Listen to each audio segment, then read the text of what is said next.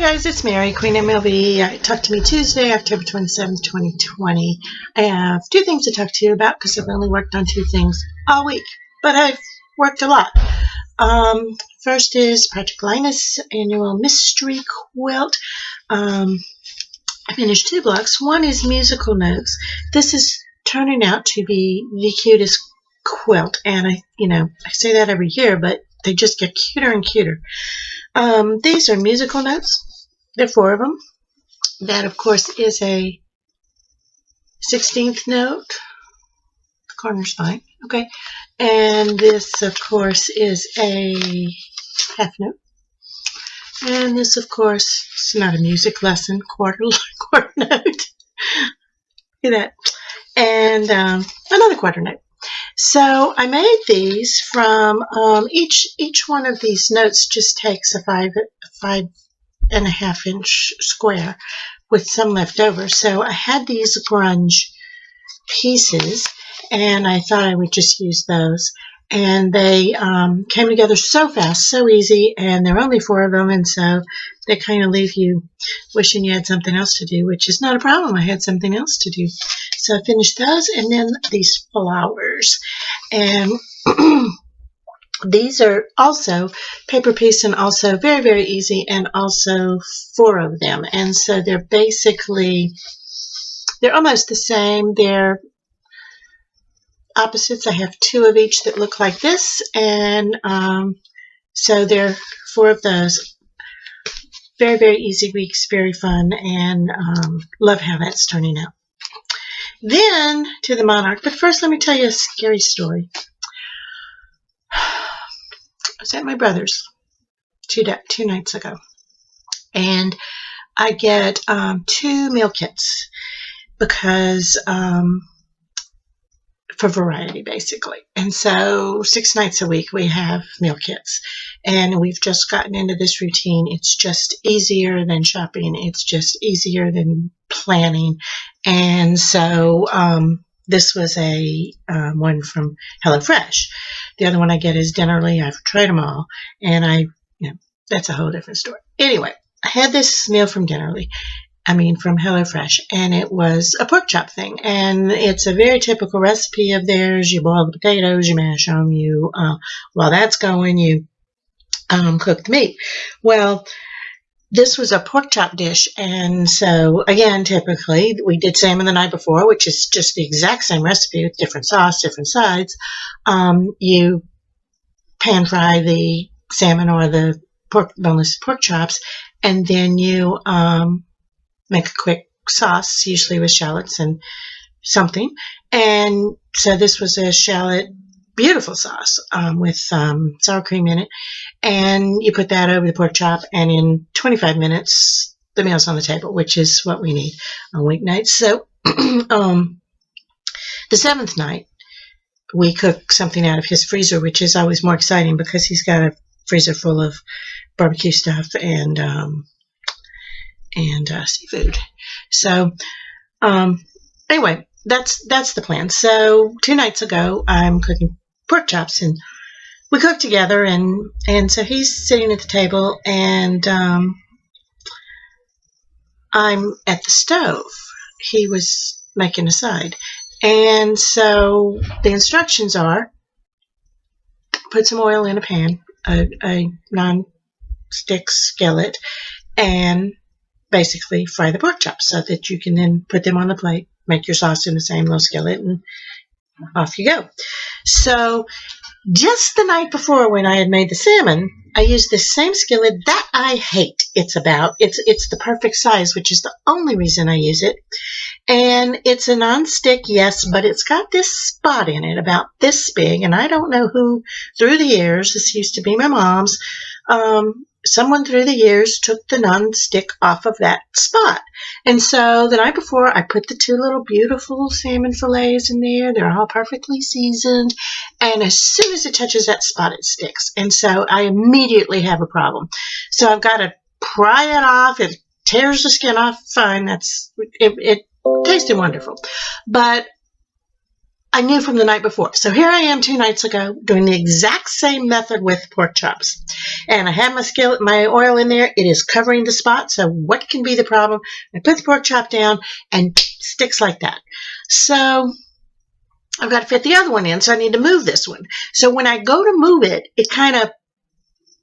I've got these tongs and I've got to pull it off this bottom of the skillet. And as it does so, it just sprays boiling oil at me. And for some reason, when something's flying at your eye, your reflex is to close your eye. Well, for some reason, I didn't see it. And so it went in my eye.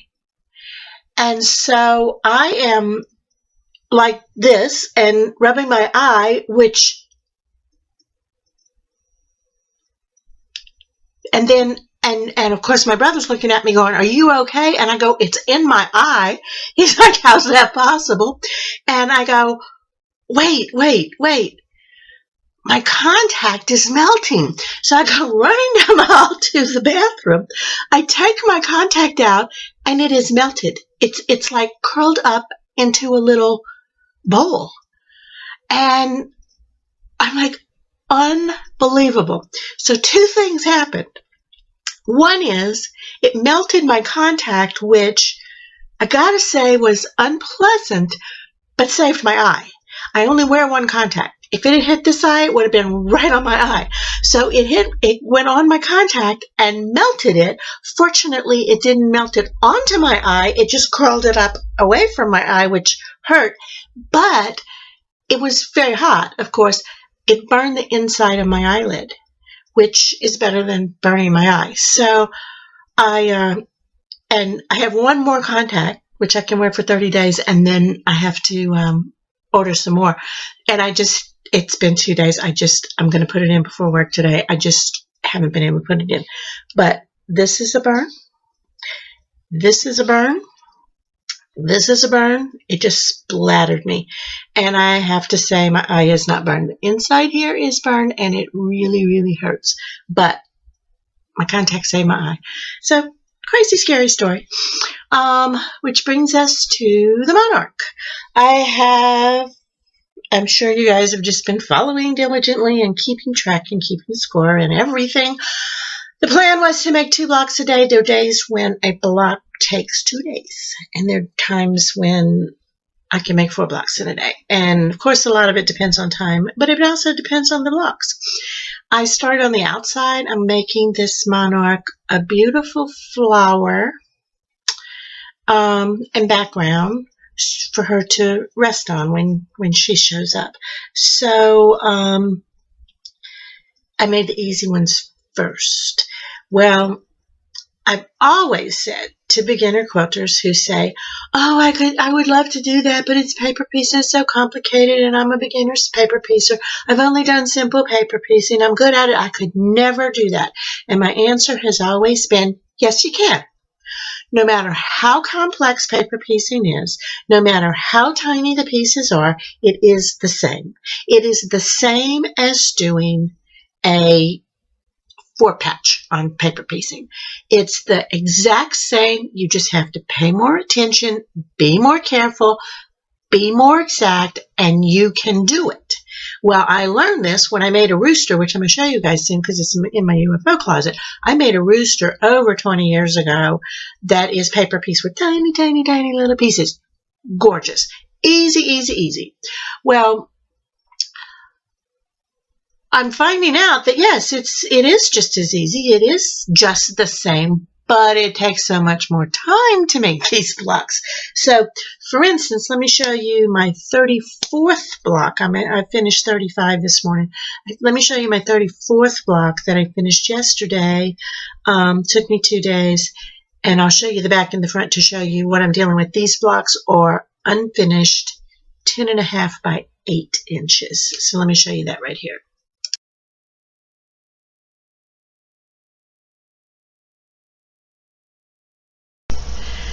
Now keep in mind I haven't gotten to the hard part yet. I haven't gotten to the butterfly yet.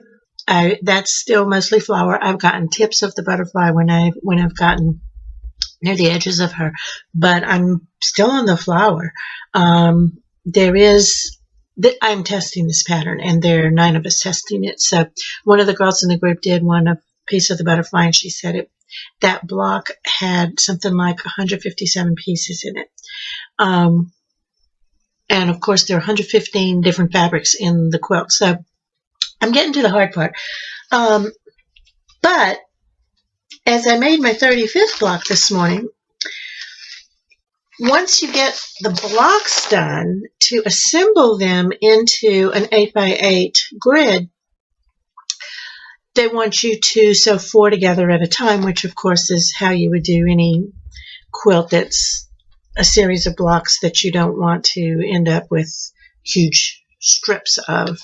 So I've been sewing these 4 blocks together, and I now have 6 of them, which is only 24 blocks, I know, and I have 35 finished, but not all of them add up to 4 blocks because some of them include butterfly.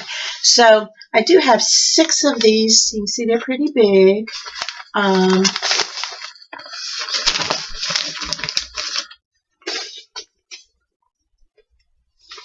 This is the center.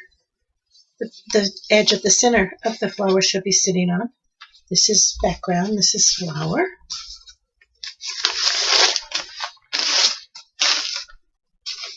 All flower.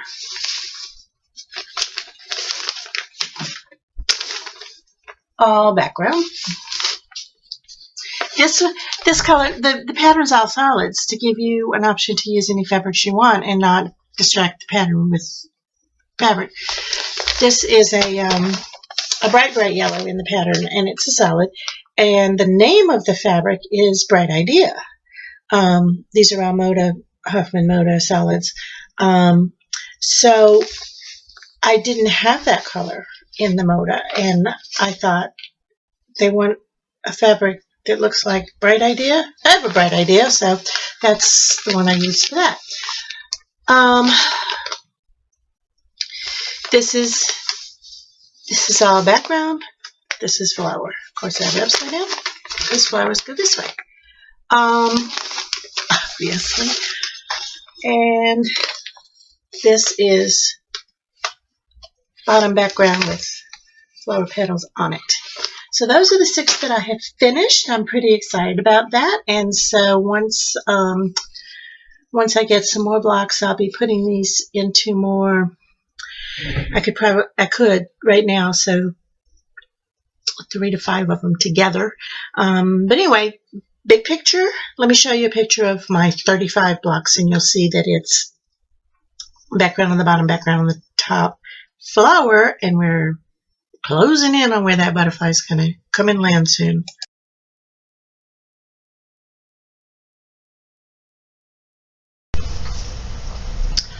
And one last thing, I want to still enjoying the heck out of this monarch, and you guys know that I should be like long bored on designing something else by now. It's holding my attention. I am also still designing the quilt pattern that I'll be using on it, and my deadline for that is the 31st, so I better get busy and get that finished for that challenge.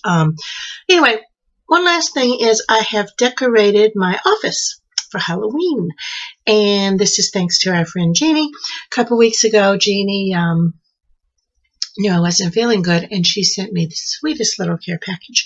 She sent me this great bag great. I should show it to you next week because I can't reach it right now.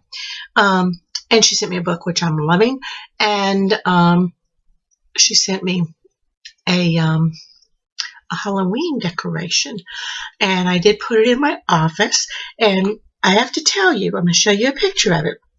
I have to tell you, I'm in a cubby right now because my office isn't ready. And so this picture that I'm showing you of the corner of my cubicle is my entire decoration of the entire thing, because I did make a quilt for my wall. I don't have a wall. My walls are filled with file cabinets. So until I get my office, I won't be able to hang anything. So this plant and this gift from Jeannie is my entire decoration of the entire cubicle. And so thank you so much, Jeannie. Wait till you see this.